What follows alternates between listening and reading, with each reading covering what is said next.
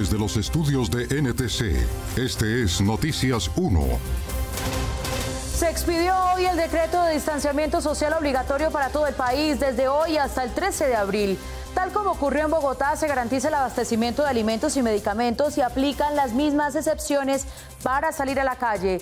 También se expidió decreto que aprovecha la emergencia económica y social para centralizar en el Ministerio de Hacienda todos los recursos de las regiones. Protesta inmediata de gobernadores y alcaldes. Secretario de la ONU pide suspender guerras del mundo para enfrentar al coronavirus. Familiares de los 23 presos muertos en la Modelo no tienen información sobre lo que pasó. Medicina Legal no ha dicho nada. Y en los deportes, Germán Arango. Mabel, mientras que el vicepresidente y el técnico de Galatasaray dieron positivo por coronavirus, el tigre Radamel Falcao García reza por su recuperación y sueña con jugar su último mundial en Qatar en el año 2022. Ojalá. Atención, Australia y Canadá ya dijeron hoy, no vamos a los Juegos Olímpicos de Tokio si se juegan este año. Si es en el 2021, lo pensaremos. Cada vez se cierra más el cerco para el comité organizador en Tokio. Sino para entender quién tiene que salir. Y aquí está, esta es nuestra imagen del día. El regreso de los bogotanos que habían salido el viernes pasado, luego de que la alcaldesa Claudia López llamara a la ciudadanía a cumplir con el simulacro de confinamiento. Los peajes no se vieron congestionados, funcionó la distribución horaria de la entrada de vehículos particulares. Sus usuarios llenaron el formulario obligatorio para indicar las razones de su incumplimiento a la cuarentena, pero solo 2, entre más de 30.000, admitieron que se habían ido de paseo. De esta historia hablaremos hoy. Por la prensa libre y el derecho que todos ustedes tienen a la verdad, Yo Soy la Red Independiente. Presenta Noticias 1 con Mabel Lara y Germán Arango. Buenas noches, les tenemos las mejores noticias del fin de semana e iniciamos. Una vez firmó el decreto de aislamiento obligatorio para todo el país, el presidente Duque informó sobre el contenido del mismo, las obligaciones, las excepciones, y Juan Fernando Barona nos explica. Mabel, el decreto es muy parecido al que rigió para Bogotá este fin de semana. Contempla el deber de permanecer en casa, salvo excepciones para comprar mercado y medicamentos. A horas de que empiece la medida de aislamiento obligatorio que anunció el presidente Duque y que irá hasta las 0 horas del lunes 13 de abril, el gobierno publicó el decreto 457 en que reglamenta la circulación de personas y vehículos en todo el país. Este decreto fue transmitido en una teleconferencia con todos los alcaldes y gobernadores del país. Que vamos a garantizar la cadena de abastecimiento de alimentos en todo el país. Esto para que sepan que durante los 19 días, una persona por núcleo familiar va a poder ir a comprar alimentos, va a poder ir a las farmacias. El decreto establece 34 excepciones para que algunas personas se puedan movilizar, como el personal médico, el de vigilancia, los periodistas, personal y vehículos de recolección de aseo y camiones de abastecimiento de alimentos. Para garantizar que nos lleguen los alimentos a los principales centros poblados y también a los distintos municipios de Colombia, se ha establecido que no habrá el pago de peajes. Además, el gobierno decretó que las entidades financieras y los servicios notariales presten sus servicios en la época de cuarentena. Esto quiere decir que habrá sucursales bancarias abiertas al público en donde recibirán usuarios de manera controlada. Por supuesto, lo que queremos es garantizar un mínimo de operación de esos servicios para que las personas puedan ir y disponer de efectivo si es que lo necesitan. Asimismo, el decreto establece que no habrá vuelos nacionales excepto para casos de fuerza mayor. A partir de hoy, no hay vuelos internacionales que estén llegando a nuestro país. Se exceptúan, por supuesto, lo que corresponde a carga y lo que corresponde a operaciones de carácter humanitario. Al atardecer, el Ministerio de las Tecnologías y la Información expidió otro decreto en el que establece que la radio, la televisión y los correos postales son servicios esenciales y por tanto no se podrá suspender su funcionamiento mientras dure el estado de emergencia. Asimismo, los operadores de telefonía celular no les podrán cortar el servicio a los usuarios sino después de que se cumplan ciertas condiciones. En el caso en el que se queden ya que no puedan pagar unos servicios mínimos que se van a mantener garantizados para esos casos, de forma tal que usted va a poder acceder a algunas páginas de internet de salud, de educación, de la información sobre el coronavirus. Se prohibirá el consumo de bebidas embriagantes en público, pero no se prohíbe la venta de licores para ser consumido en residencias privadas. Asimismo, el decreto establece que en caso de que los gobernadores o alcaldes necesiten hacerle ajustes o adiciones, podrán ejecutarlas, aunque previamente las consulten con el Ministerio del Interior. Hoy murió un tercer colombiano con la pandemia COVID-19 e hicimos este ejercicio para explicar nuestros primeros casos e iniciamos con este paciente, un joven de 19 años que sí llegó desde Italia y viajó en taxi hasta su casa donde quedó confinado y lo representamos en ese punto naranja. Este segundo que les vamos a contar aquí, un hombre de 34 años, llegó desde España e hizo lo mismo, entró por el aeropuerto de Palmaseca en Cali, en el Valle del Cauca. Y este tercero que les tenemos aquí para graficar qué es lo que ha sucedido con la pandemia en Colombia es una mujer de 50 años procedente de España. Ella llegó de España y fue hacia Medellín, pero no tuvo confinamiento hasta una semana después.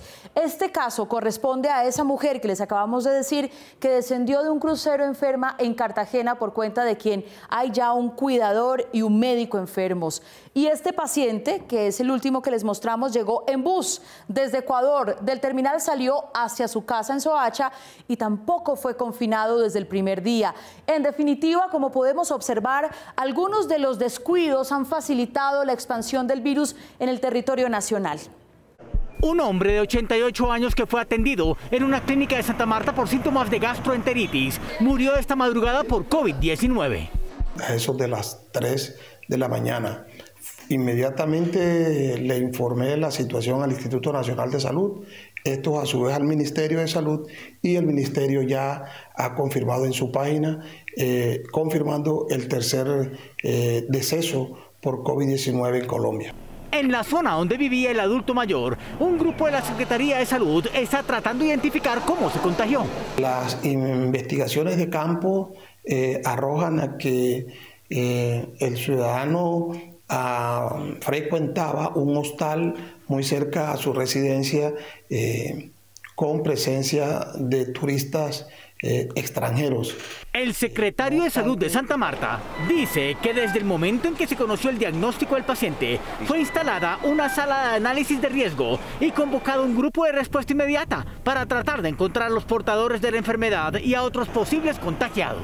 No obstante, estamos haciendo toda la línea de investigación de tiempo porque igualmente pues una hija del paciente fallecido ha estado con algunos síntomas clasificada como sospechosa de COVID-19 y estamos a la espera de que se nos den los resultados. En Santa Marta hay otro paciente de 20 años que está en confinamiento domiciliario recuperándose de COVID-19. En el Instituto Nacional de Salud se adelantan 11 pruebas más para confirmar o descartar otros casos en la capital de Magdalena.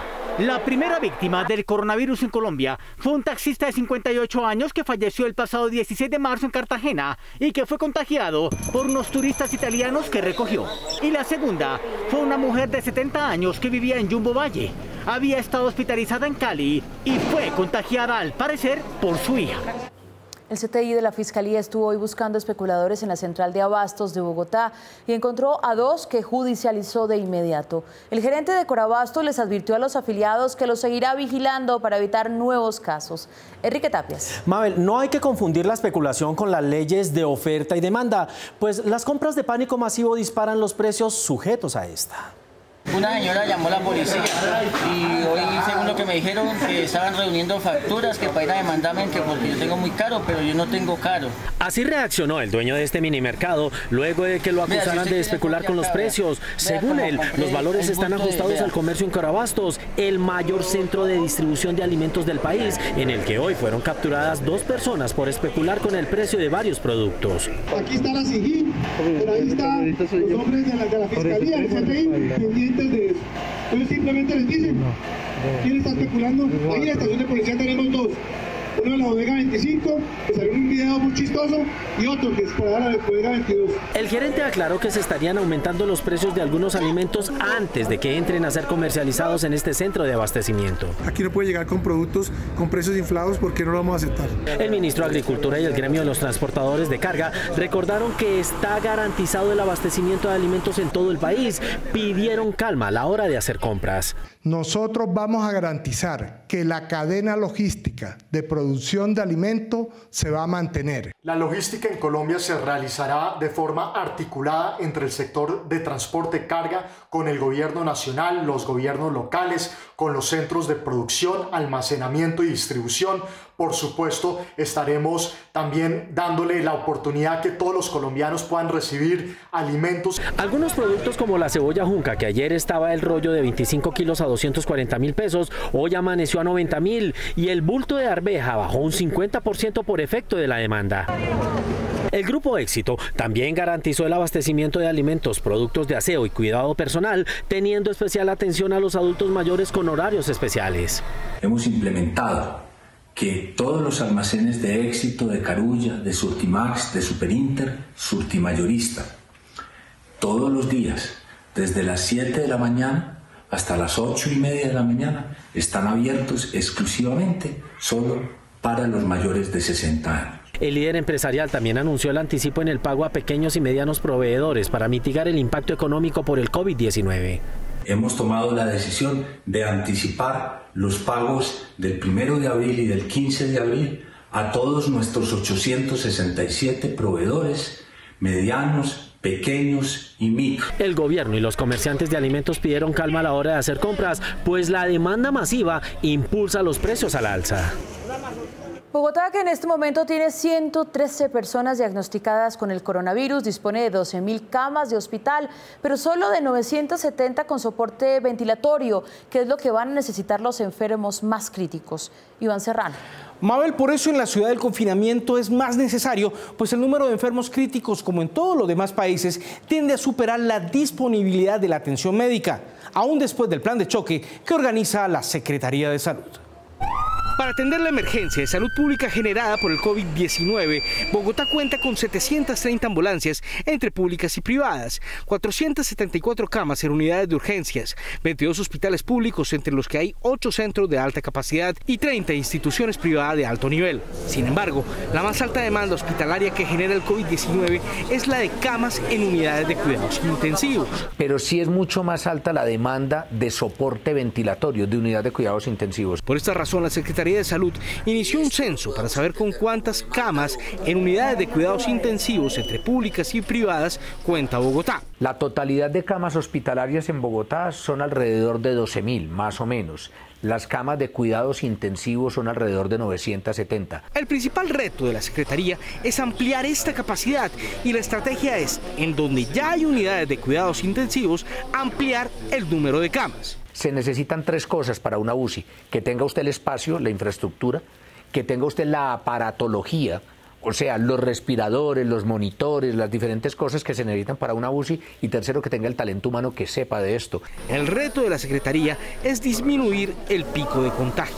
Todas las labores de control social, de tener el lavado de manos, de no estar en el colegio en este momento, de tener trabajo desde casa, nos evita que la curva sea tan alta. La Secretaría de Integración Social, encargada de atender a la población más vulnerable, avanza en la entrega de mercados a las familias de niños que recibían alimentación en jardines y la entrega de bonos y transferencias económicas para la población beneficiaria.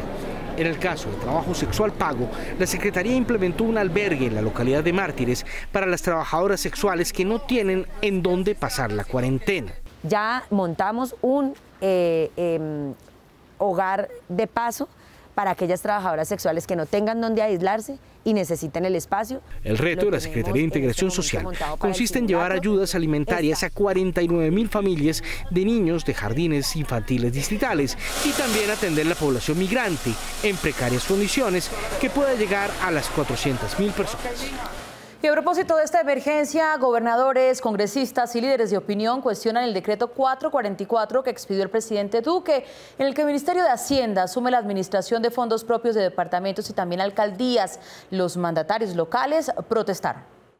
Bajo las reglas del estado de emergencia económica y social, el gobierno expidió el decreto 444, en el cual se crea el Fondo de Mitigación de Emergencias FOME, con la intención de atender la crisis derivada de la pandemia. Sin embargo, la norma también establece que el gobierno maneje los recursos del Fondo de Pensiones Territoriales FONPET de las gobernaciones y las alcaldías, que está destinado para el pago de pensiones, para que en vez de ellos sea el Ministerio de Hacienda el que los administre. Proveer directamente financiamiento a empresas privadas, públicas o mixtas que desarrollen actividades de interés nacional. El decreto 444 generó de inmediato el rechazo de los alcaldes y gobernadores, calificando la jugada del gobierno como abusiva al considerar que los recursos, en vez de ser para la salud y sostenimiento de la gente, se destinen a los bancos y empresas. Inaudito que el gobierno nacional se aproveche de emergencia económica para autoprestarse recursos de los entes territoriales para dárselos a bancos y empresas. El presidente de la Federación Nacional de Departamentos y gobernador del Meta, Juan Guillermo Zuluaga,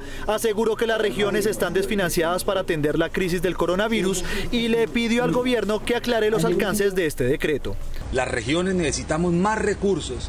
Necesitamos flexibilizar los recursos de regalías, los recursos del FONPEC. Sectores políticos también cuestionaron el decreto y solicitaron que sea derogado de inmediato. Los recursos son para los hospitales y no para los bancos.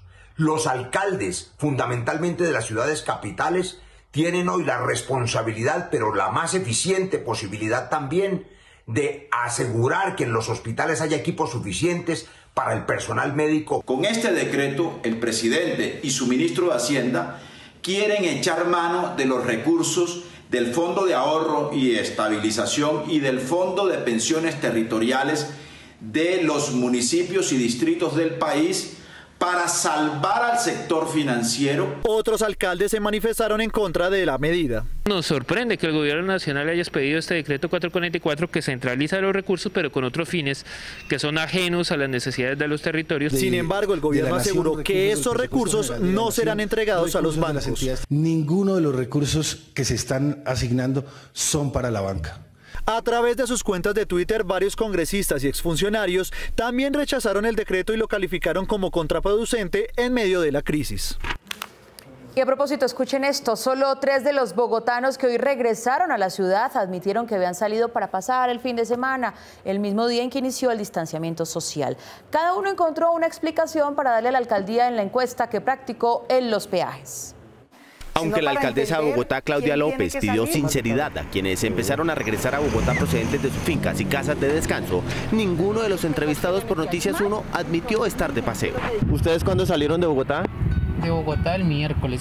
¿Por qué salieron? Veníamos a pagarle unos empleados. El jueves en la mañana. ¿Por qué? Tenemos una finca en Iconoso, Tolima. ¿Fueron de paseo? No, íbamos a la finca a llevar algunas cosas para la finca. ¿Por qué salieron de Bogotá? Trabajo.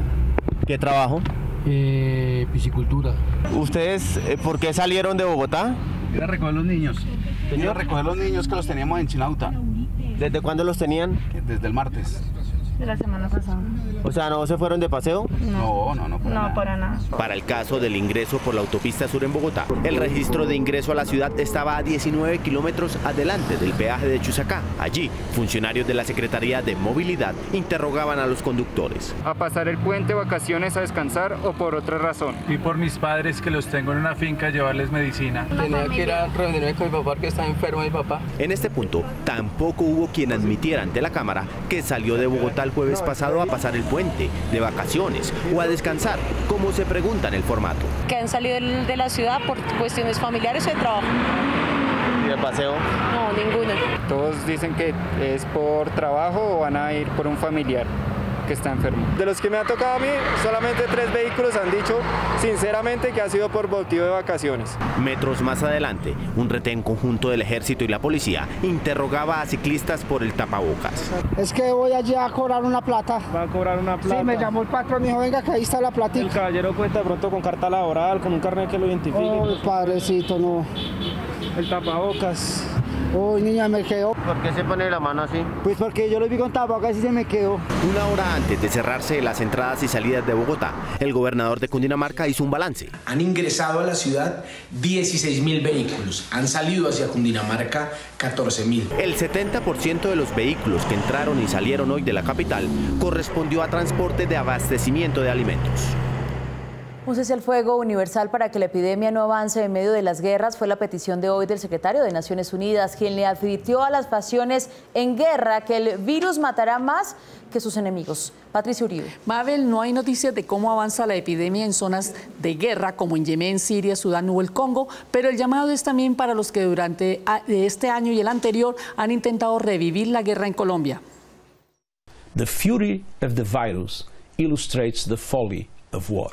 El secretario general de Naciones Unidas, Antonio Guterres, hizo un vehemente llamado a todos los países del mundo, especialmente a aquellos que están en guerra, para que hagan un cese al fuego y global, con el fin de hacerle frente a la pandemia del coronavirus 19. That is why today I am calling for an immediate global ceasefire in all corners of the world. Guterres, siguiendo los protocolos de seguridad contra el COVID-19, en rueda de prensa virtual dijo que esta enfermedad no entiende nacionalidad, ni etnia, facción o fe, porque ataca sin tregua. It is time to put armed conflict on lockdown and focus together on the true fight of our lives. En el mundo hasta el momento 193 países luchan contra la pandemia, con 372.563 confirmados y 16.381 muertos. Algunos de los países que están en guerra y con el virus también como enemigo se encuentran Yemen, Siria, Sudán del Sur y República del Congo. Silence the guns, stop the artillery, end the airstrikes.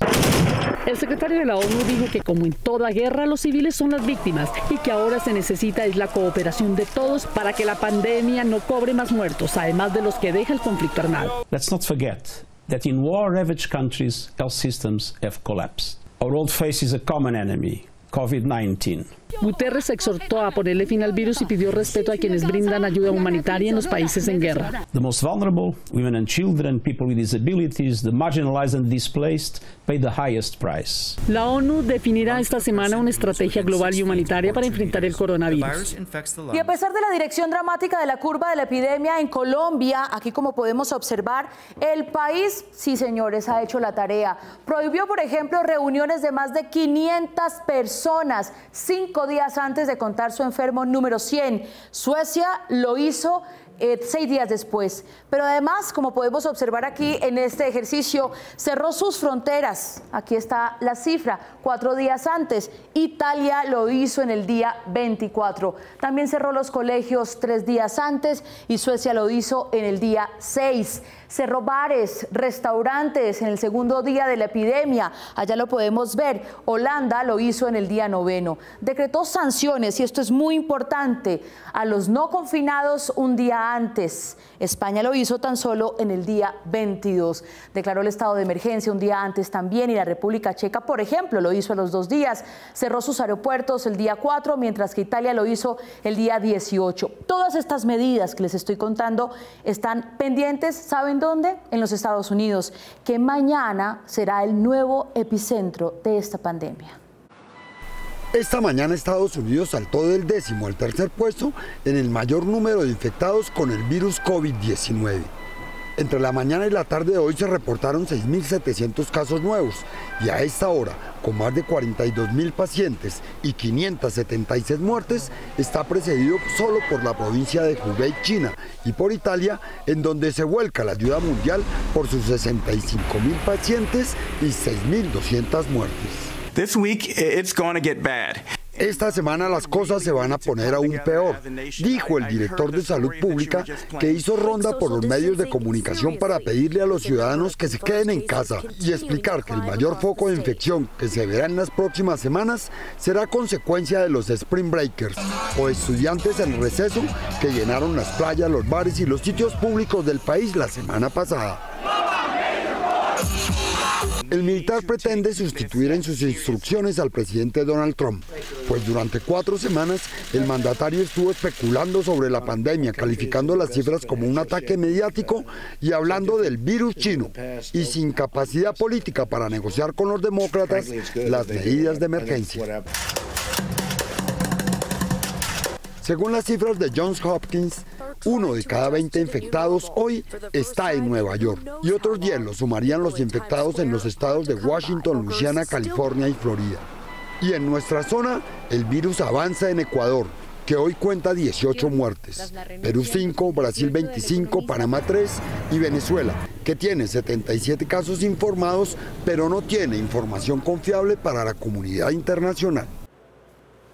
Y hoy también el gobierno expidió un decreto de emergencia carcelaria para enfrentar los levantamientos de los presos en al menos 13 cárceles de todo el país. Aunque no se conoce su texto, el Ministerio de Justicia evalúa ya la posibilidad de otorgar, por ejemplo, libertad condicional o domiciliaria a los condenados mayores de 60 años o también enfermos.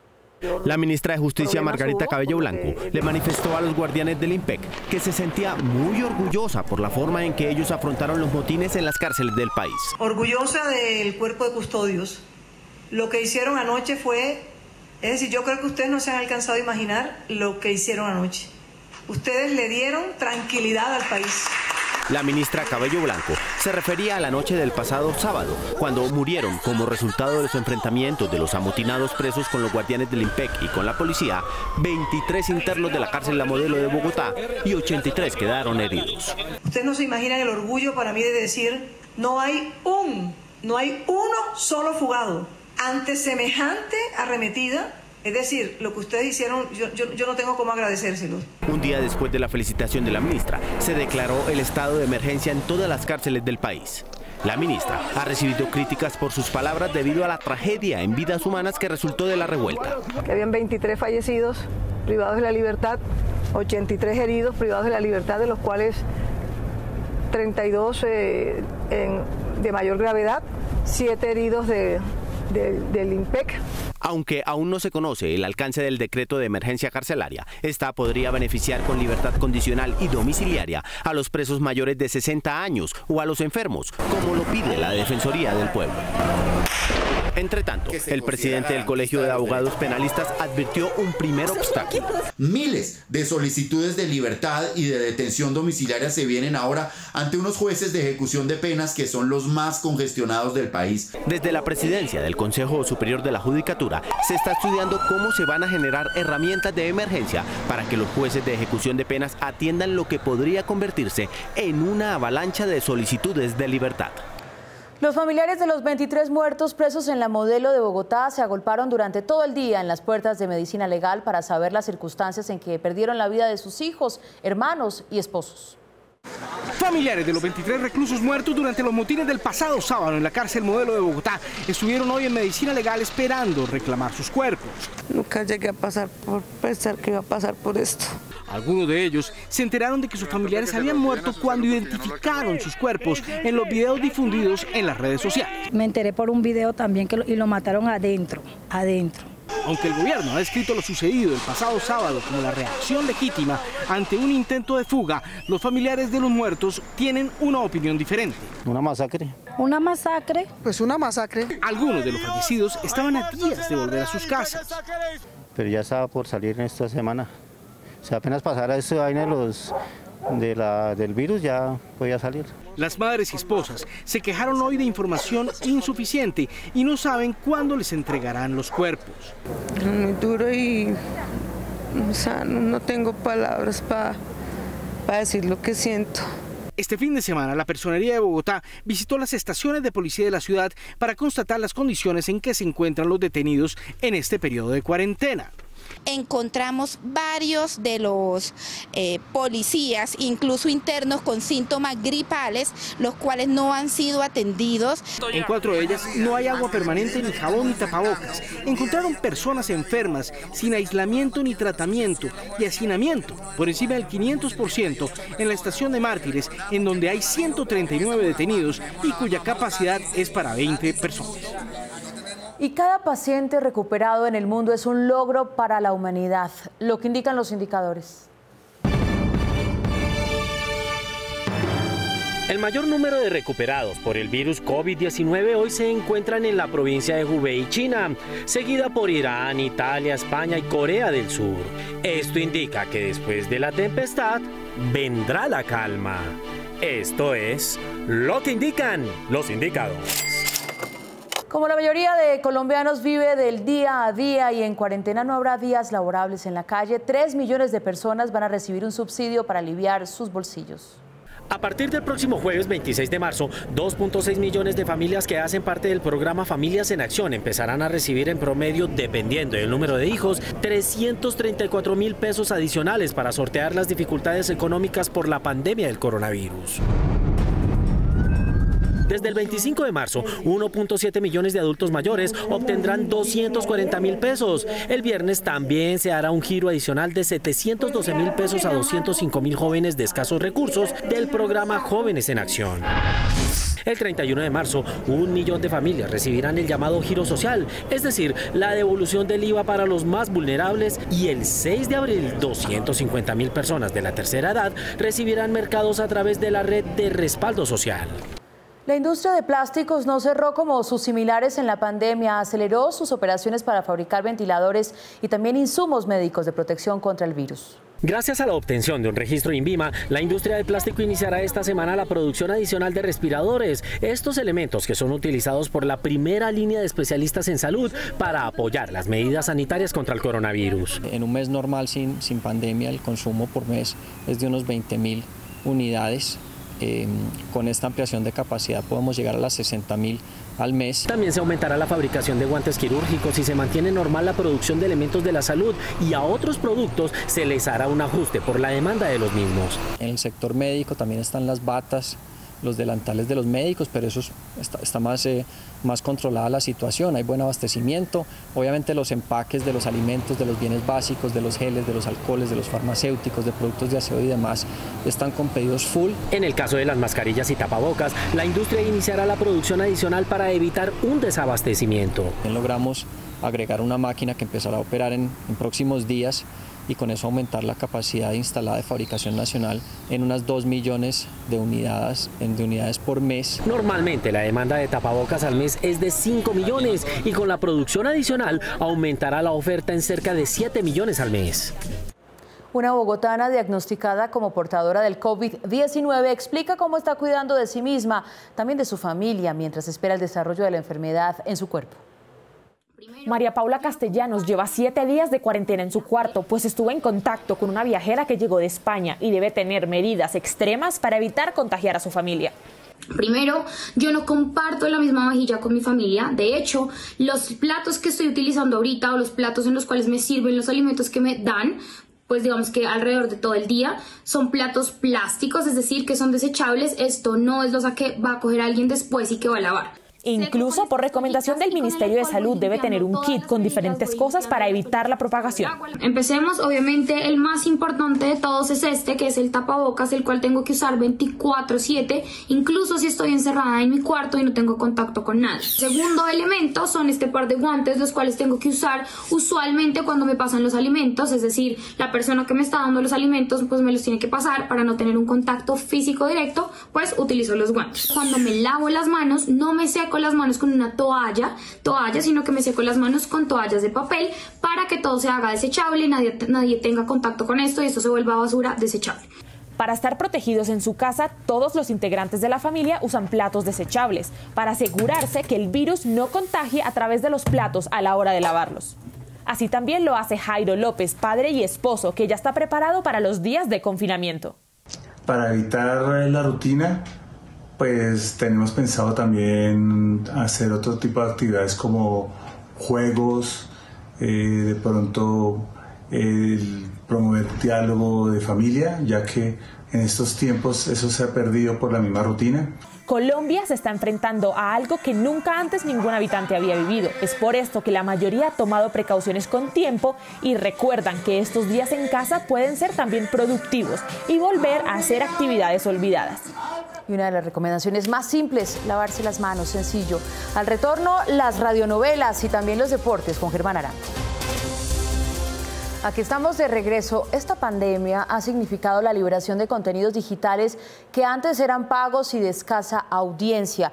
Las radionovelas, por ejemplo, las clásicas de los años 70 y 80, hacen parte de este muy buen menú. La lectura aplazada, la película perdida y planes jamás imaginados son realizables ahora en época de confinamiento desde la casa. El Ministerio de Cultura sacó su propia oferta para los colombianos quietos. El perro de Hortelano, una comedia española publicada por Lope Vega hace más de 500 años, es una obra disponible en línea, adaptada al radioteatro y que cuenta con la participación de Consuelo Luzardo, Kepa Amuchastegui y César Mora.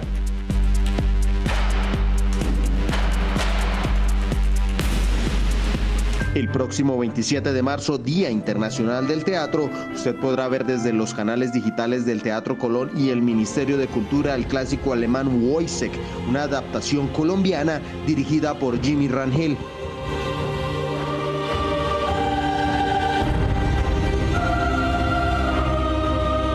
La Biblioteca Nacional también se une a esta agenda digital cultural desde casa y al alcance de sus manos. La biblioteca permite acceder virtualmente a fondos musicales, audiovisuales y gráficos en custodia de la Biblioteca Nacional, además de la Gaboteca, un espacio donde puede navegar entre libros, crónicas, entrevistas y títulos del Nobel. No entendía por qué las mujeres se complicaban la vida con corpiños y pollerines. La agenda también incluye la serie documental Danza Colombia Trayectos, un viaje por las vivencias y los procesos de las compañías de danza del país. Para que en los hogares colombianos disfruten de más de 200 películas de retina latina, también de exposiciones y museos en casa, de un contenido digital para niños de 0 a 6 años en Maguaré, también de series y publicaciones de danza. Y para la música también tenemos un programa que se llama Viajeros del Pentagrama. Además, el Teatro Colón invita a hacer el recorrido virtual, mientras el grupo de museos del Ministerio tiene exposiciones y recorridos guiados remotamente. La pastora del Pastor Arrasola no le pide a Dios una cura para el coronavirus, sino a sus fieles diezmos en efectivo para que la iglesia siga creciendo en la pandemia. Llegó el momento de Top Secret, la vida secreta de los famosos. Este tiempo de pandemia, de virus, de que estemos acuartelados, de que sigamos dando al Señor nuestros diezmos y nuestras ofrendas. La mujer que pide donar dinero pese a las enormes dificultades económicas que vive todo el mundo por la pandemia del coronavirus se hace llamar Pastora Paula Arrasola, aunque su nombre de pila es María Paula García de Arrasola y es la esposa del que aparece a su lado y quien a su vez se hace llamar Pastor Miguel Arrasola, muy conocido en Cartagena por su iglesia Ríos de Vida, que también llama Casa de Vida. Entonces vienen los maricas y me hacen una campaña aquí al frente de la iglesia. Sí, porque maricas son maricas. Me da mucha pena, pero maricas son. Ofrece siempre al Señor y tenemos una forma súper fácil en Ríos de Vida hacerlo. Este video fue grabado el jueves pasado cuando ya en varias ciudades había orden de cuarentena para toda la población. Tú puedes ir a la página web de nosotros y ahí encuentras donaciones y haces clic ahí y puedes seguir todos los pasos. La pastora se mostró muy acuciosa y precisa para indicarles a quienes creen en ella y su marido que no dejen de darles plata. O también encuentras un instructivo de 6 o 7 diferentes formas de dar a través de cadenas de almacenes, de la app de nuestro banco. Los Arrasola tienen enorme facilidad para hablar en público y convencer a la gente de que ellos son intermediarios de Dios. Te mando a Nigeria, ese te acaba. Te mata ese man. Pero en este momento lo que yo voy a hacer y lo que le estamos diciendo a todos los líderes es que tengan un grupo de WhatsApp con su gente de Casa de Vida. Por eso es casi seguro que las peticiones de la señora Arrasola serán atendidas y que en tiempos de empobrecimiento por la pandemia, ella y su pareja podrán contarse entre las pocas personas del mundo que tendrán más dinero en sus cuentas. Usted dice, pastor, es que yo no doy nada porque no tengo nada. Dáselo a Dios, porque entre más das, más lleno serás. Aún en tiempos de coronavirus, no se olvidan las noticias político-judiciales del país. Yo te adoro a ti como una hermana y sabes quién se ha portado bien conmigo. La ñeñe política, como se ha dado en llamar el escándalo por la relación social y electoral de José Guillermo Hernández, investigado por sus nexos con el cartel del narcotraficante alias Marquito Figueroa, con miembros de la campaña del entonces candidato Iván Duque, sigue produciendo información.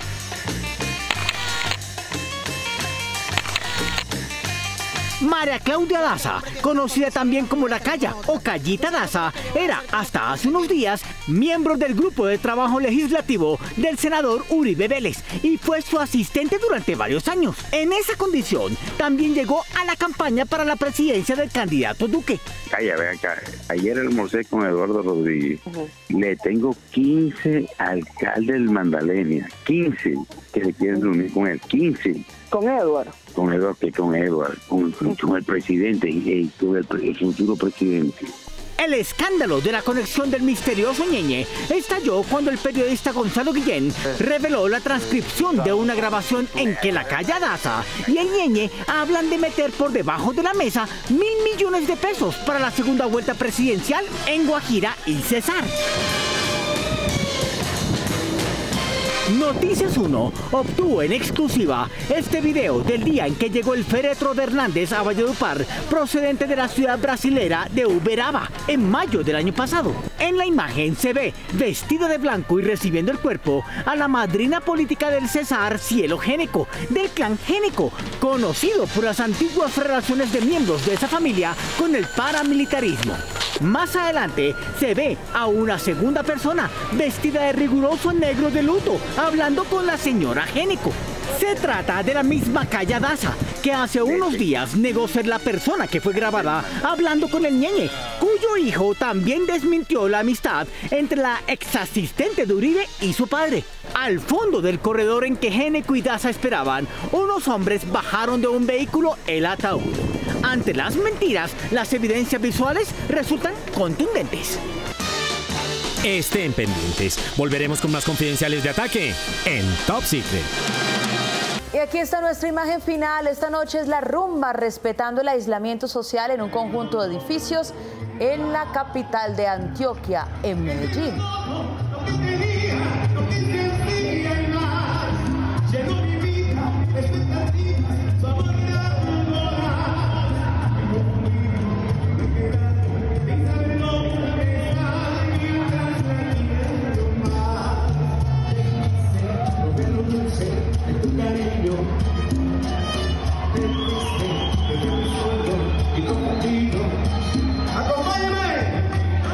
Fiesta colectiva, que no paren las sonrisas, los seguimos acompañando en Noticias 1. Nos vemos en las redes sociales y el próximo sábado a las 8 de la noche aquí en Cable Noticias con las mejores noticias del fin de semana. A ustedes, gracias por elegir la independencia. Buen inicio de semana, cuídense mucho, por favor, lávense las manos y estar en familia. Chao.